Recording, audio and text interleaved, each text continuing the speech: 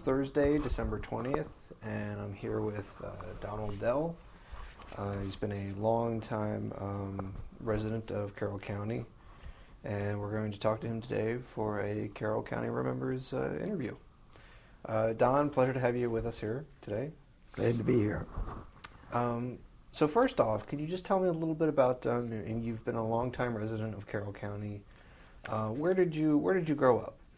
I was born down on the Deer Park Road where the Brownings farm now, and lived there till I was 6 years old. Then we moved over to Gamber. My grandfather Parrish had a farm right at the end of Gamber, and we lived there until I was 13. And my grandfather passed away, and we moved out on the Sullivan Road when I was 13. And what kind of farms were those?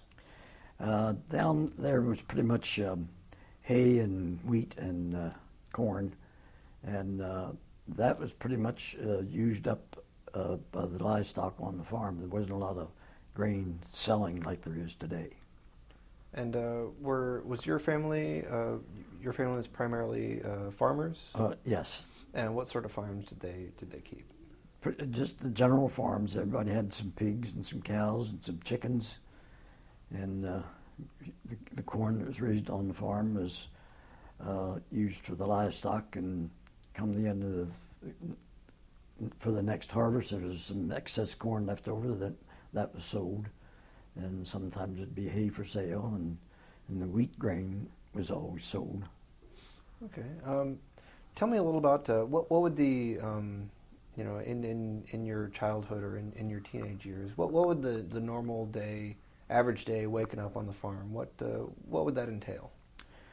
Well, we'd get up and have our breakfast, and when you got big enough, you had to go and milk the cows, and the smaller fellas fed the chickens, and in the middle of the day or late afternoon, gather the eggs. And then generally at the end of the week, there was always time when you'd clean out the stables and bed up the cattle and the horses. And that was pretty much what we did. Okay. And what did you like best about living on a farm? What was the best part? Just not having close neighbors. Not that close neighbors are bad, but you could go out and play and holler and do whatever you want and didn't disturb anybody. And it was kind of quiet. And we were close. Morgan Run, which is now under the reservoir, was a property line, but my grandfather's farm and my great uncle's farm. And we spent time in the summertime back there swimming and fishing, and at nighttime we'd do some gigging. That was with a prong and catch fish and eels. And the fall of the year came, we'd set our traps and catch skunks and possums, and there was always somebody that would skin those animals out and buy the hides from us. And I guess most farm boys had the opportunity to catch squabs, which are young pigeons, and when they would hatch and get their feathers and everything on them, you could take those pigeons. There was generally two in the nest, and the huckster would take them, and we'd get a quarter for a pair of them. And so, were you very close with any siblings, or? Yeah, I had a brother and a sister, and they were both older than me, but we were always close family. Yes. Okay, and what did you guys do when you weren't having to do, on the farm chores? Was it pretty much, on the farm and you'd go into town, or? Very seldom came to Westminster, but we'd walk up to the Gamber, it was about a mile from our house, to the store, and also to the school. But when we weren't in school, we had close neighbors, farm neighbors, from one farm to the other, and we were good friends, and we'd play ball, and in the wintertime go sled riding, snowball, have corncob battles. And what was a corncob battle?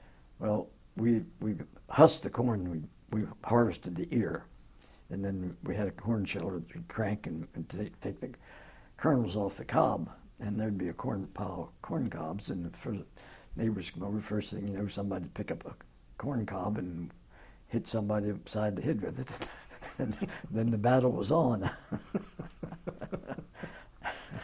Okay, yeah.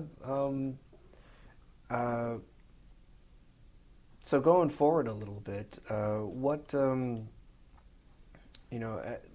as you were reaching like a young adulthood and everything, where did you go from the farm? Did you kind of remain on the farm, or did you move to anywhere else in Carroll No, County? we've always lived on a farm, and we moved out on the Sullivan Road in 1938. My father rented that farm after my grandfather passed away, and that farm was sold. And my father rented the farm there, and in 1948 he bought the farm, and we've been there ever since. And we were only 4 miles out of town, and I could drive. I'd generally make a trip to Westminster on Saturday night and go to the movies. And how's a trip to Westminster changed from then, from the way it was then to the way it is now? Distance is the same, but so much more traffic. A lot more houses. And when we moved out there, it was wide open country, hardly any houses beside the farmhouses, or maybe a tenant house on the farm. And I guess just the buildings of Westminster, were there as many, like nearly as many, or how was it crowded in Westminster? Well, Main Street was pretty solid. There wasn't much spreading out off of Main Street like there is today. And the stores and pretty much on Main Street. There was a canning factory on Green Street, and a fertilizer factory with a mixed fertilizer. And there was a good hardware store on the corner of Liberty Street, also a fertilizer store there.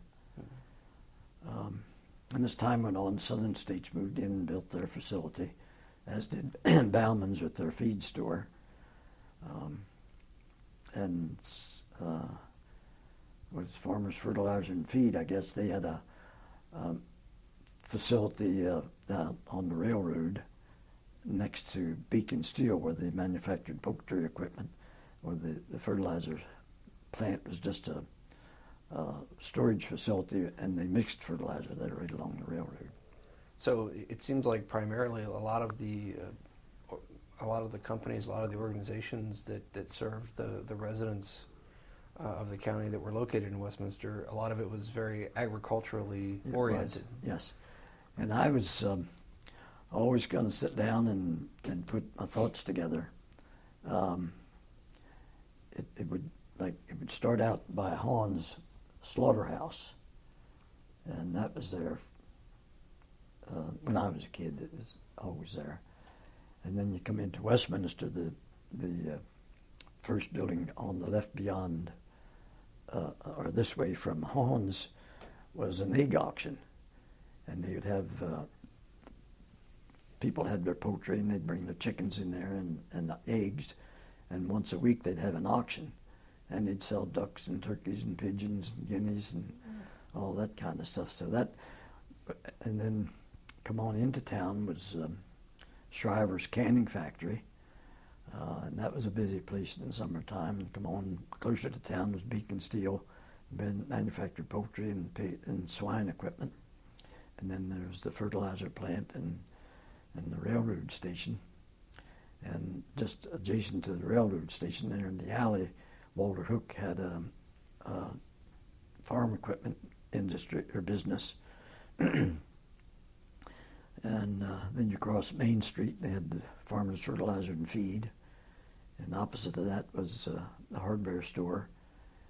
And back on the corner of Liberty and Green Street, there was a flour mill on I'd say the east corner, and on the west corner was another slaughterhouse, Mars Slaughterhouse.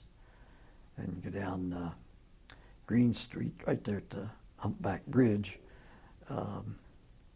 there was the fertilizer factory and a canning factory in that area. And that pretty well took it all, but I always thought that was an agricultural strip right straight through there, and that's where farmers came and did their business.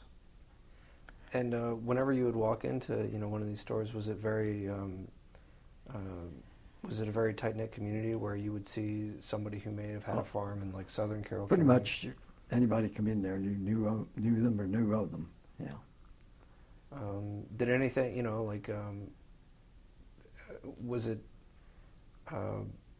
was it a place to catch up, or did oftentimes anybody just kind of like stay there a while? Somewhat, yeah. The fellows stand around and chat and come and go, and they always had a clerk there to help you out for whatever you wanted. Can you think of any instance where something might have happened, in one of those stores or one of those settings that you could think of that was of note? Not particularly. Well, across from the flour mill was the Farmer Supply. They had a farm equipment business, sold in international equipment. Walter Hook sold Oliver equipment and other smaller businesses like hay rakes and wagons and mowers and that kind of stuff. Mm-hmm. And where the Stone House is, there was a time when people would bring, in the first floor, would bring their chickens in there and sell them. And I remember Romeo Valianti telling me about his dad would go there and buy chickens, take them home and dress them, and then take them to Baltimore. And different people would do that. And that building had different kind of uses over time.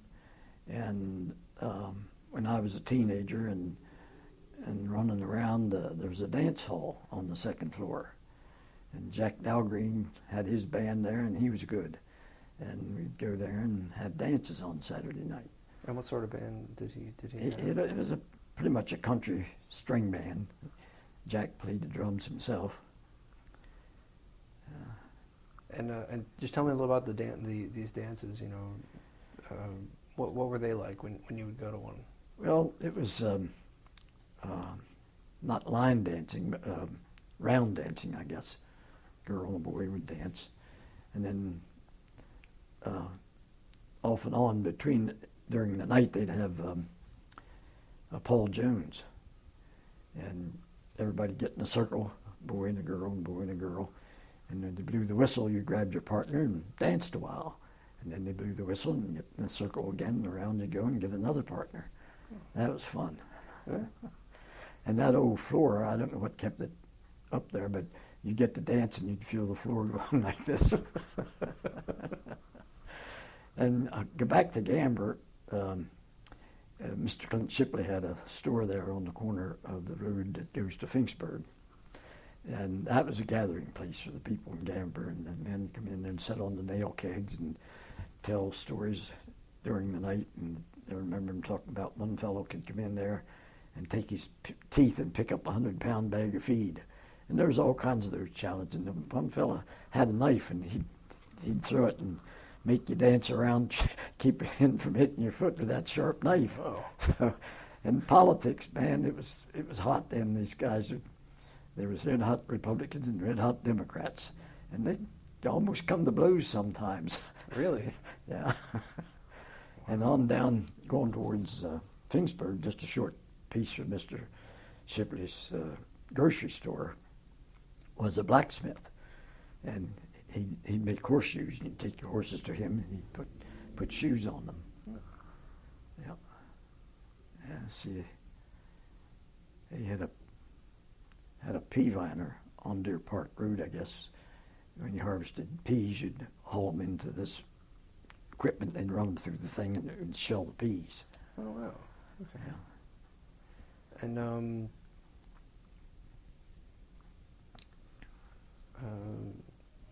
so going back to to growing up on a farm, throughout your life, how is it in Carroll County? How has it changed by way of maintaining a farm? I know a lot of equipment has evolved over the years. And back in the 40s and 50s, everybody had a sow, a mother hog, and she'd have a litter of pigs, and you'd raise them and butcher them in fall and winter. And everybody had cows, 5 or 6 cows, and always a to a team or two teams of horses or mules.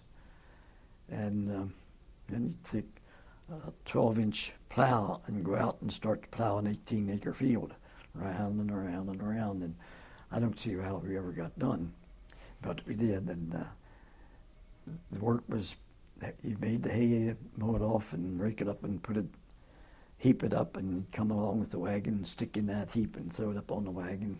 It was all handwork. And we'd cut our corn off a stalk at a time and set it in a shock. And when it dried down, then we'd go out and push those shocks over and stand there and husk out the ears and throw them on a pile. And then you get a bundle of fodder and you take a string and tie it up, because you take that into the barn in the wintertime and the cows would eat the leaves off those stalks. And we'd husk corn during the day, and then as kids got home from school, we'd take the wagon out and go to each one of these piles of corn and throw it on the wagon. And the small ears or crooked ears, we called them nubbins. And you didn't put them on the wagon with the good corn, you separated them. And a lot of people would take them and had a chopping block and chop those little ears up into small pieces and feed them to the cattle. So, and I guess not many people know what a nubbin is now. But that's all changed, and I guess the late 40s, the combines came around. And up until that time, we used a binder, and the binder would take that wheat off, run it on a canvas and over to a knotter, and there was equipment in there that packed that up and make a sheaf of wheat. And then it would, a mechanism would click and tie it, and it would drop out on the ground. Then you come along and gather those sheaves up and make a shock, maybe 8 or 10 or a dozen sheaves in a shock. And then after that was done, there were a few local fellows that custom work with thrashing machines. And they'd come to your farm, and you'd take your wagons out and load up those sheaves and bring them in and feed them into the thrashing machine, and that would separate the grain from the straw and the chaff. And there was a blower on that stuck out the end of the barn, blew a pile of straw out in the barnyard, and that was used for bedding for the cattle in the wintertime. And so it was all handwork, and we'd go out and pick berries, wild berries, and everybody had an apple tree and a peach tree. And our mothers would take those berries and make jelly. And in the fall of the year, everybody would have a apple butter festival, get a couple of neighbors together in the evening and cut the apples up into slips and start the fire the next morning and put those apples in a copper kettle. It would take all day to boil that, and you had to stir it, stand there with have a handle with an end on it, and you stir that apple butter to keep it from sticking. And once they got that pretty well cooked, they'd come along and put cinnamon and sugar and spices in it and dip it out into jars. And we had our apple butter for the year. And how many jars would like a giant copper kettle make? That thing probably held, I'm going to say 10 or 12 gallons. Oh, wow. And they put it in pints and quart jars, whatever that adds up to. Wow. Well, in the advent of a lot, the combines, when the combines first came, were there any farmers that you know of that, were kind of weary of, like newer ways of doing stuff that they had always done by hand?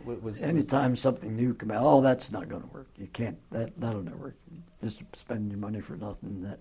And contour farming was one of the best things that ever happened, and that was very controversial because you would farm on the level. You'd go around the side of a hill and work in these contours wherever it was on the level, and that relieved the power that you need for the horses to go up and down the hill, which is the way we used to farm. Mm-hmm. And then the same way with tractors, you could drive your tractor around that hill and it was always on the level, not on the hill, using more fuel. And that was the beginning of conservation. And I remember having hard rains that would wash. Pleasant Valley Road was one of them. Would wash mud out of the fields on the road, and it was like a snowbank. They'd have to take the road plows out and plow that mud off the road. Oh, wow. And we had a storm in August of 1933. It was really a bad one. I remember our pasture flooded, and I had an uncle who drowned in that flood. And now we don't have those kind of floods. We still have some floods, and basically all the hard blacktop and rooftops contributes to our floods today, as opposed to the water running off the farms. Water coming off the farms is pretty negligent anymore. And were there any times when you were living on the farm that, like the floods, were there any other really hard times to try to contend with that nature may have like thrown your way? In the wintertime, we walked a mile to school, and sometimes we wouldn't go to school because of the snow. And Mount Pleasant Church was right on the corner of our farm, and I remember going there, and I think it was probably 1935. Early December, we had a hailstorm and snow and hail, and it got like 3 inches on the ground, and that stuff froze hard. And the mules, they hardly stand up on it. We'd get a load of wood, and that stuff stayed around till April. And I remember my dad put chains on the car and took us up to church. It was just like driving through sand. It was just like that all the way, because that loose hail was just like sand. And my grandfather Dell had a little farm adjacent on the opposite side of the 32, close to the church. And one Sunday we was in church, and the pastor was up there preaching away, and there was a tame pigeon that came to my grandfather's farm, and he fed it and stayed around there a long time. And this pigeon flew in the door was summertime, went up and landed on the preacher's head. So he lifted him off and set him on the Bible, and the old pigeon sat up there a while, and then he took off and flew away. So was it a trained pigeon? Did it go somewhere else? It was somebody's pet, I guess, because he wasn't afraid of you. He just stayed around. And so now every Sunday you would go to church. Was it kind of it happened no matter pretty much, yeah, storm or anything like that. Yeah. But hard times.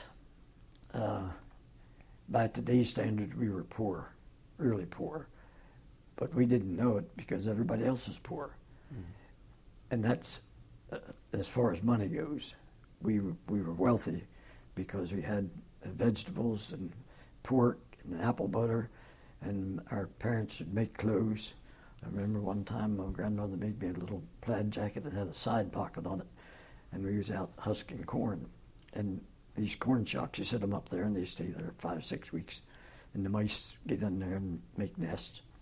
And we pushed this round shock over to knock it down so we could get to it to husk the ears. And there was a nest of baby mice. They didn't even have the hair on them. So I picked them up and put them in my jacket pocket, went into the house, and we lived with our grandparents. And I said, "Grandma, feel what I got in my pocket." She stuck her hand in there, and man, I took off because I knew it was time to move.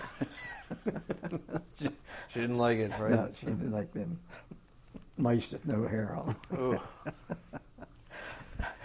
Well, so primarily, did your family just live off of what the farm provided? Pretty much, yeah. And we milked our cows and had a cream separator, and that separated the cream from the milk. And the milk was fed to the pigs, and the mother would churn the cream into butter, and we had customers in Gamber that we would deliver this butter. And she had a press. She'd make pound-size chunks of butter, and I think we got a quarter a pound for it, and we'd take it up to town.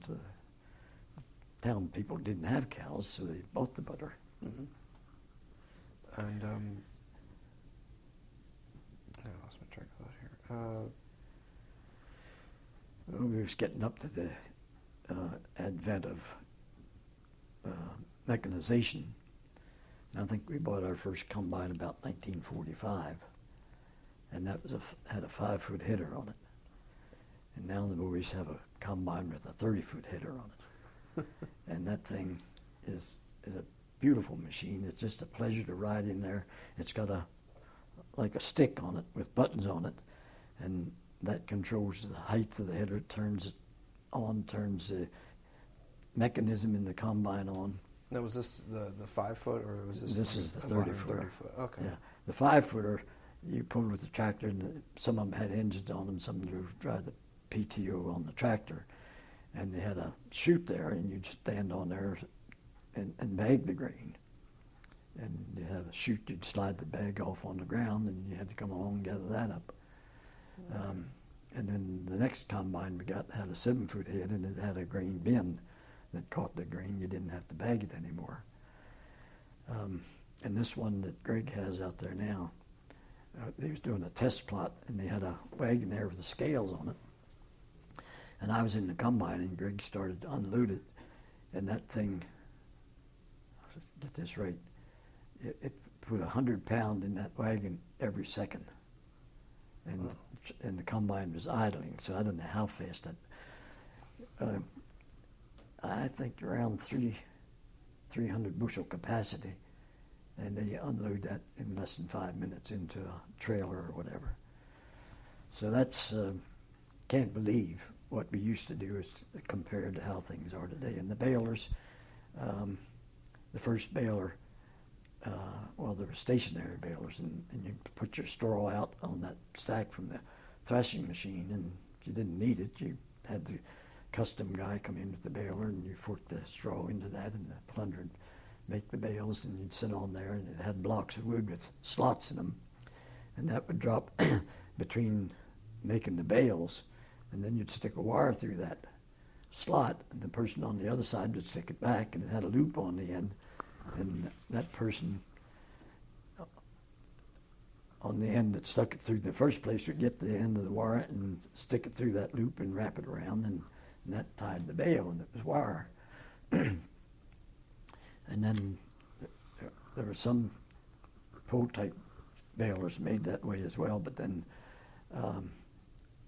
they come out with twine tie balers, and they had their own knotters on there, just like the binder had that would tie the wheat in the sheaf, pretty much the same thing. And that has a needle. When the bale gets long enough, it trips a little jigger and makes the needle come up, and it sticks the string in the knotter, and that ties it, and the needles go down out of the way, and that bale keeps on moving on out. Oh, okay. And then they come up with, had the Alice Chalmers built the first round baler, I guess, and that had belts on it that would roll the straw up into a roll, and then put a string around it and drop that on the ground. And now they have large bales that make them, I think the bales are 4 or 5 feet wide and probably maybe 4 feet high. That's a round bale, and that's tied with a string, and when it gets a full bale in there, and the mechanism opens these belts up and kicks the bale out. Okay. But then they started making large square balers, and they make 3 square, 8 feet long, or you can change that however long you want to make them. And then there's 4 by 4 by 8. That's a big bale. And that thing, it just prior to that, we mechanized the baler, put a chute on it, and a wagon hitch, and instead of throwing the bale on the ground, it put it back on the wagon. And you stand on the wagon, get that bale, and stack them up on the wagon. And then they came along with the bale thrower, and that would throw the bale out of the chamber and onto the wagon.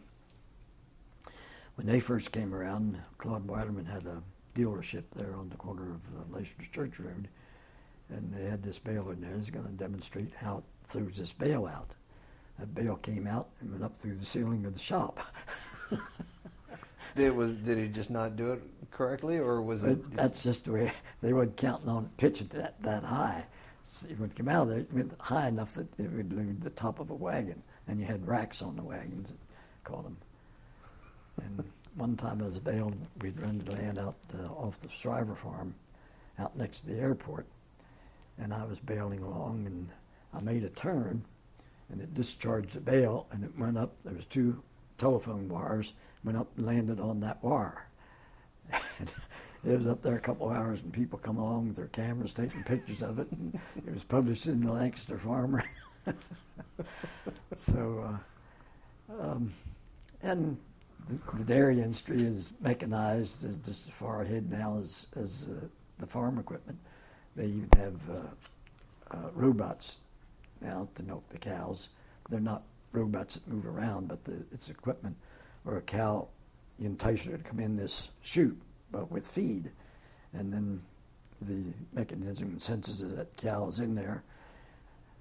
Some kind of a system comes up and cleans the udder, and another thing comes out with those milker units and finds the tit and sticks it on there, and the cow stands there and gets milked. So that's pretty modern. And so tell me a little about, like, when your family first got, like when you said, like, the combines and the mechanical combines came to Carroll County. Can you remember your first time, getting to operate one? Or, do you remember, like? Yeah, pretty much. I was big enough that I guess I run the combine more than anybody else. And people that had a combine, you might have 3 or 4 neighbors that didn't have one, and you go from one farm to the other. And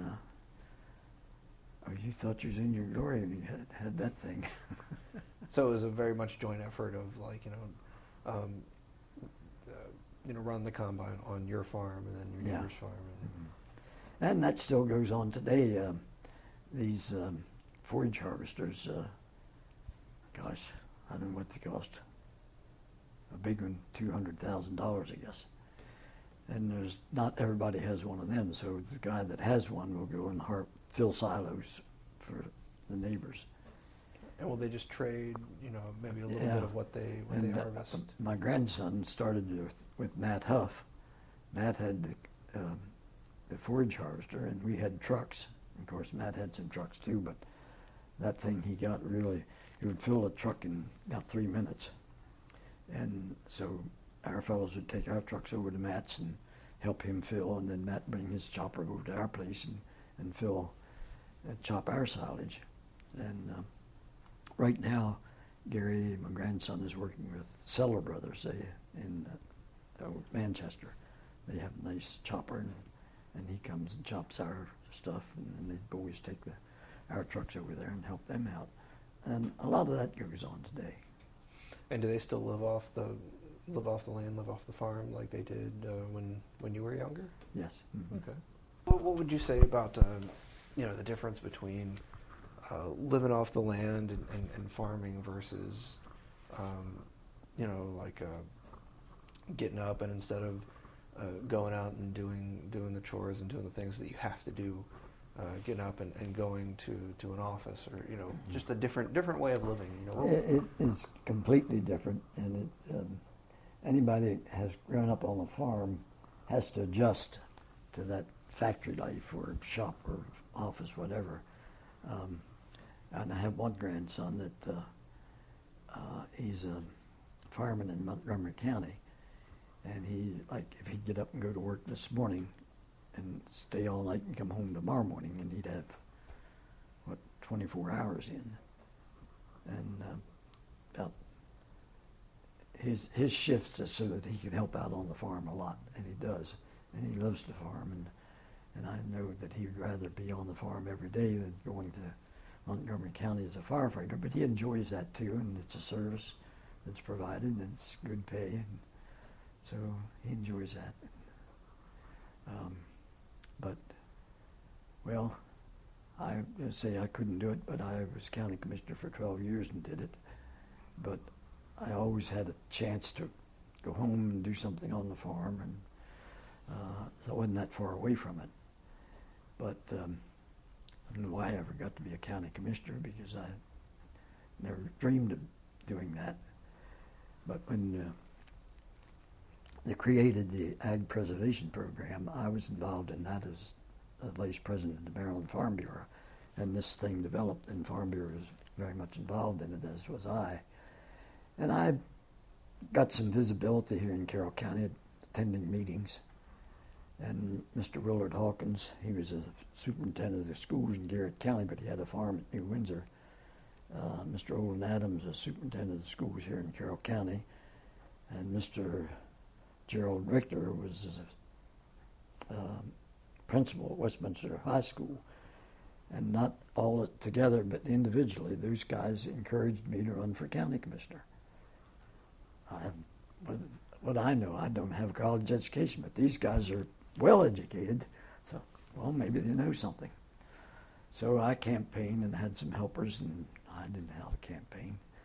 But surprisingly, I only lost the first primary by about 400 votes.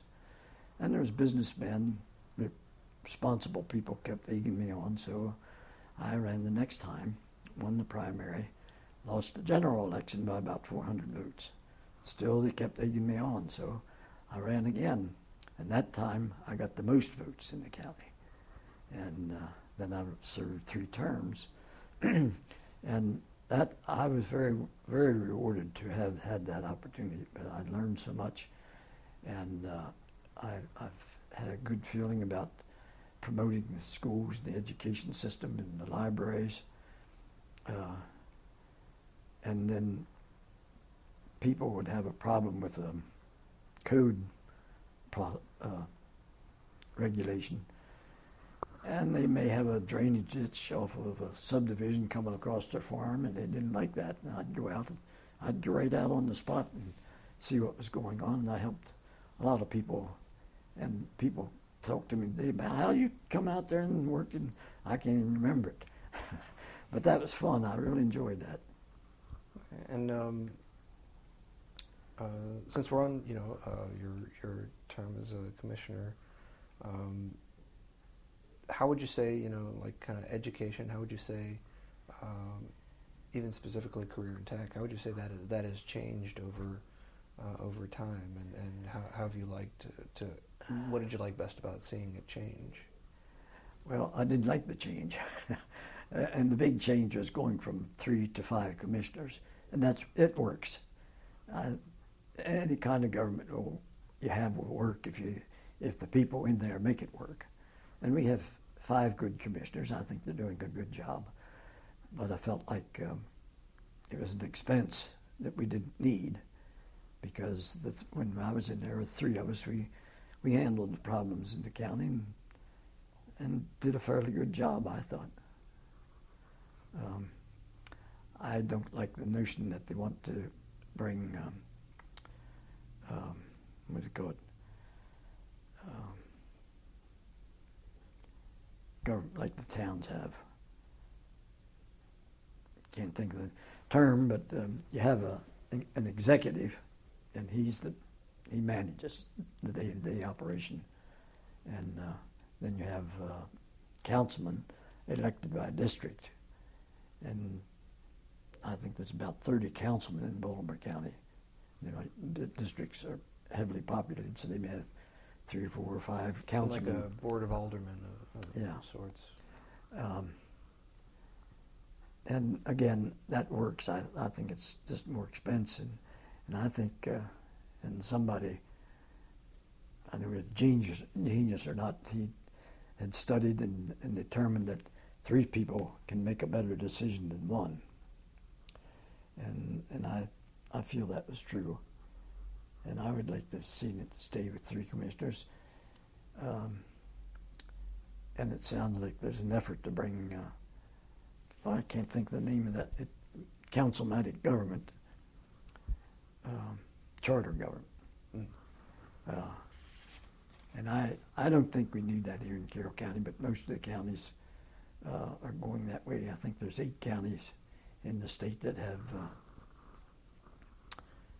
I can't think of name of that term either, but they still have commissioners, but they have a charter, and that charter allows the commissioners to do some of the things that we have to go to Annapolis for, like tax changes. The state has to approve that. The representatives in the state. When you were a commissioner, I know you said it was a kind of an adjustment to, from working on the farm to become a commissioner. Like, how did you adjust? I know you said you would go back to the farm as often as possible. I thought I was going to be able to get up and milk before I went into town, and I tried to get in there by 8 o'clock. And about a month of that, and I'd had enough of that, so I stopped milking regularly. I still filled in some, so that was an adjustment that I had to make.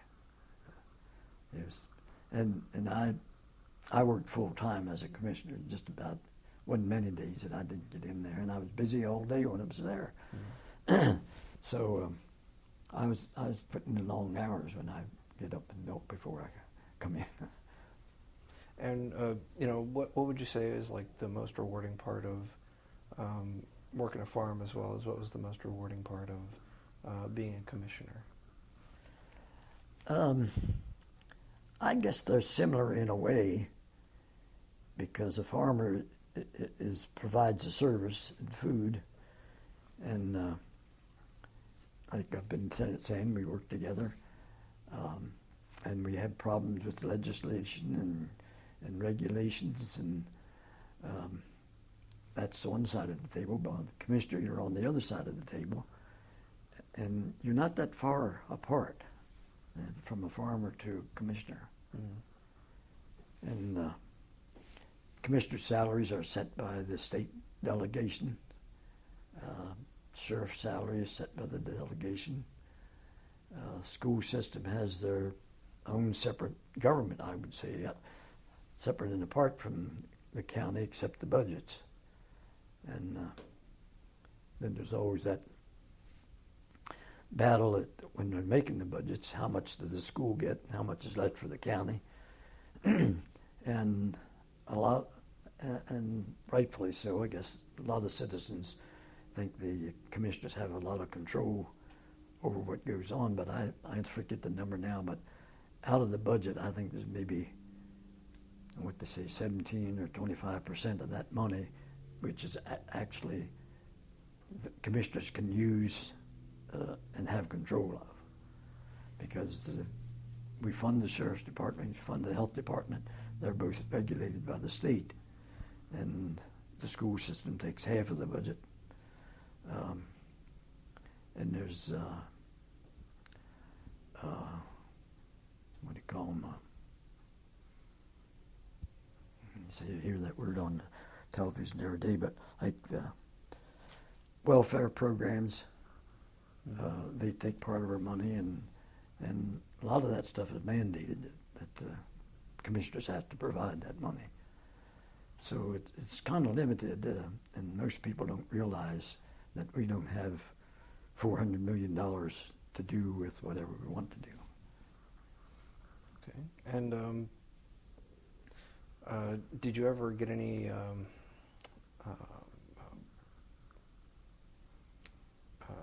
did you ever have any farmers in the community that you were friends with before you became a commissioner? Did any of them ever, question, why are you going into to politics or anything? Because I don't know if is there always like a kind of like a butting of heads between the agricultural community and politicians? The biggest issue was ag land preservation and zoning. And that one, you can get in trouble if you don't do the zoning right for the farmers. But it has to be. And I think government at any level is overkill, too much regulation. And I guess being a farmer, I was aware of that. And while I didn't go out of my way to fund things for farmers, I tried to maintain a level of regulation that we could live with. Okay. So you helped, ease the burden of, government politicians on farmers. Yes. Okay. Mm-hmm. And I was the only farmer when I was there on the board, and I guess I'm the last farmer. Hadn't been any farmers in the commissioner's office since I left, and that was 12 years ago. And what would you, that perspective, from a farmer's perspective, what would you say, that during your tenure, what would you say that added to, to the county and well, to the people? I shouldn't make this remark, but it's the truth. Common sense. I think a farmer, not much that we don't get involved with. We have to be a mechanic, a veterinarian, a dirt farmer, and a specialist. And we have, and I'll probably get criticized for this, but a better, well-rounded career. It's not like working in a factory, you screw a nut on a boat all day long. And every day is different. My sons are good mechanics. They overhaul their engines and do stuff like that. And they learn by doing. And today there's so much technology, especially with chemicals, fertilizer and seeds. We used to plant our seed, the corn that we grew, we'd shell off and plant that corn. And then the hybrids started coming along. You could buy a bag of seed for about $13. And now you buy a bag of seed for about $300. And that'll plant probably 3 acres. But there's so much technology in that corn. We used to plant the corn, I don't know what it was, 3-foot rows, 18 inches apart, I guess. And now we plant 30-inch rows, and some people are even going closer than that, and 6 inches apart. Instead of growing 40 bushel to the acre, we had one plot yielded 261 bushel this year. And it's all because technology, and we haven't scratched the surface on yet, I don't think. We talk about soybeans. I asked our seed salesman when he was going to be able to grow 100 bushel of beans to the acre. He said, it's there now. It's just beefing up, getting everybody to do the right things. And people, farmers, just for fun or curiosity, I guess, will go out and pull up a soybean stalk and count how many pods are on there. And based on the population in the field and how many pods, you can predict what your yield is. Well, Greg had a stalk that was out away from the field that grew up by itself, big bushy soybean stalk, and 70, 80 pods on a stalk pulled up out of the field is pretty good. That stalk had 500 bean pods on it. And Johnny Myers had dumped some mulch and had some corn stalks came up in it, and Johnny periodically put fertilizer on that. And normally a stalk will have 1, maybe 2 ears on it, and Johnny's got a stalk of corn with 9 ears on it. So the potential's there that I guess God fixed us so we could feed the population whatever it becomes. And so were these changes from, just the new types of fertilizer, the new types of seeds, the different ways of cultivating the land? Yeah, it's all combined, and the technology is, I can't begin to explain it, but I went to Pioneer Seed Company back maybe 30, 40 years ago, took a tour of it, and they were demonstrating alfalfa plants, seed. And they had individual alfalfa plants in cups, and they would inoculate some of those plants with different kinds of diseases or germs. And when they got a resistant one, they took that one and did more problems to it. And it would take 17 to 20 years to produce a seed that they could sell, but in bulk. That would be resistant to a lot of things. Yeah. Mm-hmm. Okay. And the same way with dairy cattle. I think it's what has happened there is just by genetics, um, watching individual cows and sires and watch the offspring and combining them and breeding certain sires to certain cows. And we have cows milking probably 40,000 pounds a year now.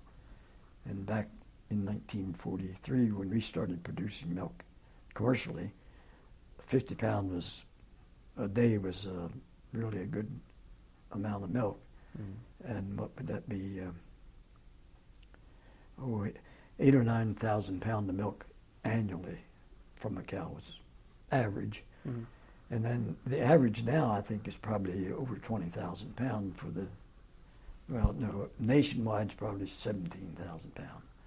But we have individual cows producing 30 to 40,000 pounds of milk in 305 days.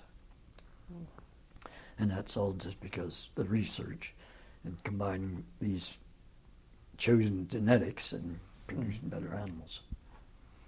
And one thing I was curious of, while you were, while you would be outside,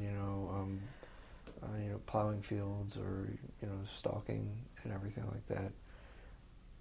What sort of did you have time to talk a lot with who you were working with, or would you have to do it by yourself, or would what sort of conversations, what would those be like, just while you're doing it? My father and I worked together every day, all day, and we didn't need to talk very much. We just were kind of in a groove, and I knew what he was going to do, he knew what I was going to do, and then you had to have conversations about how many acres of corn you're going to plant this year and what kind and that type of thing. And our sons, pretty much the same way. When they're together, they chat and talk all the time. But when they're out there in the combine, they're just out there. Just doing what they're doing. And I had these little great-grandsons that liked to ride in that combine. Grady is 10 years old, and his grandfather, Greg, had him in the combine last fall, and he turned the steering over to him. And then he wanted to use this, well, I don't know what you call the thing, this stick that sticks up there. And Greg was working it. And Grady said, "I can do that." and they'd catch on quick. I'll tell you, the stuff they can do. It's amazing. And, when you were growing up, did you ever get into any mischief on the farm? Yeah. One time, my grandfather had a rooster, and he would attack me. And I finally hit that sucker upside the head with the corn cob and knocked him out. I thought I killed him. And I come back a couple of hours later, and the old rooster was gone again. So those kind of things. And once in a while, we'd have a fist fight that didn't amount to much. And let me see what else. Our storekeeper, he would sell cigarettes to the young boys, 10 years old. And there was what was it called? Sunshine or something, little pack, had maybe 5 cigarettes in it, and get them for a nickel. And us kids would get our cigarettes, and he'd give us matches. And we thought we was getting away with stuff going outside smoking, but my daddy could smell that smoke. And one time, I hid my cigarettes up in the log under the porch, and my sister saw me do it, and she told on me. So another time, I had a wart on my hand. My grandfather, he was going to take that wart off, and he did. He took a raw potato, rubbed on it, and he mumbled something. In a couple of days, that wart was gone. But to finish the story, you're supposed to take that potato and bury it where nobody knew where it was. And my sister saw where I buried my potato, and she dug it up and brought it in the house. So those are the kind of things that we had fun with and enjoyed. Oh. Okay. I forget how long we've gone.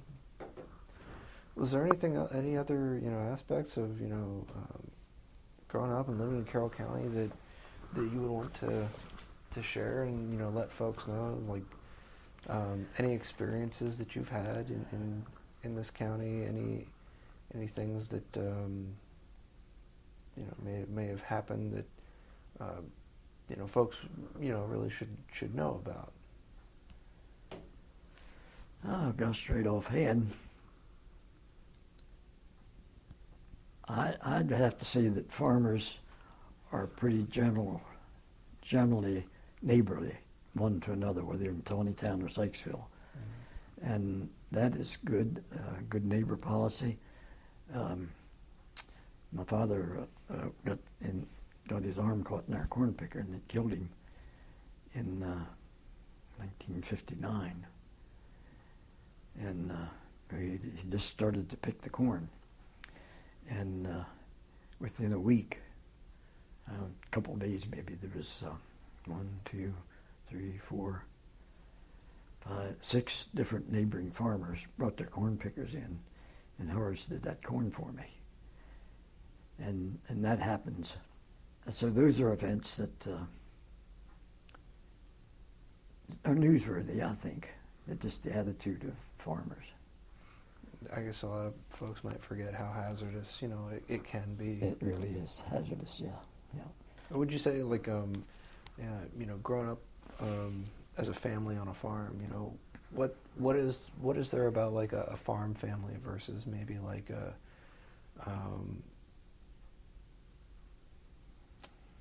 more like urban family that might set it apart? The blessing is there's always chores to do, and those kids learn work habits early, and they're not abused or overworked or anything like that, but they learn how to handle equipment, they learn how to work with animals, they learn how to grow crops, which those urban children are shortchanged, and I think they don't have that opportunity. Some of them are fortunate enough to get out there and they get big enough to work on farms part-time, and they get some experience that way, and kids that do that really enjoy it. And some of them, because of that, turn into veterinarians or get other ag-related jobs. And they might be into 4-H. And that's a wonderful program. Yeah. Okay. If there's nothing else that you'd like to discuss, maybe probably we could end it here. Well, one thing I would like to tell you, I guess it's been 4 years ago now. Farm Journal is a national farm magazine, and they advertised for 3 farmers. They wanted 3 farmers. They selected 3 farmers for their program, and they had people on Farm Journal staff that saw what was happening to farms when people like myself get old enough, don't have children, or have 1 child and 3 that don't want to farm. How you get that transgression or succession? Greg applied, and out of I don't know how many, he was one of the 3 that got selected. And Farm Journal, they've sent specialists in here a dozen or more times, interviewed the whole family, and put this all together in a package, and it helped Greg has bought the whole operation. His older brother, Roger, has retired, and he was always involved in agriculture. And he's missed, but at harvest and planting time, he comes back and helps. But fortunately, Greg had the 3 sons that are there now, except Tommy isn't. And the great-grandsons are coming along, so Greg is not without help since Roger quit. It worked out real good, and he has a lifetime, pretty much a lifetime income that Greg pays him for in the buyout. And that has been a real blessing to our family. And Farm Journal staff is branching out kind of like a business, an agency to do this succession planning. And people now have to pay for it. We got it free. That was great. Okay. Well, excellent. And so there are people outside the farm looking out for us. Mm-hmm. Okay. Well, I want to thank you for coming out to the CMC today, and the holidays are upon us. Just want to wish you a Merry Christmas. I wish you a Merry Christmas. It's been my pleasure to sit here. I couldn't think I could talk so much. Oh, no. Yeah, it was good stuff. Good stuff. And we have the ag land preservation. I guess we're off now, but I was much involved in that. And Carroll County is one of the 3 leading counties in the nation in ag preservation progress. We have over 60,000 acres preserved, and what that is, the state buys their development rights. Doesn't do anything else to your farm, just limits your ability to sell land for lots and houses. Been very successful for that program. Has it? Do you think over time it's gotten more difficult to be a farmer, or do you think it's gotten a little bit? Yeah, it's not like it used to be, because farms are pretty much independent, but we're a part of the whole process now, and we have these order keepers and people that don't know much about conservation and preservation, and they're being successful in coming down on us with regulations that don't make any sense at all, and that makes it harder. And I guess like nowadays there's a higher demand for a lot of things. Oh yeah. We always got to try to avoid, I guess it was the Dust Bowl was caused by overtaxing the land too quickly. And yeah. So. Yeah. Farmers are good preservationists, conservationists, and if we aren't going to be in business.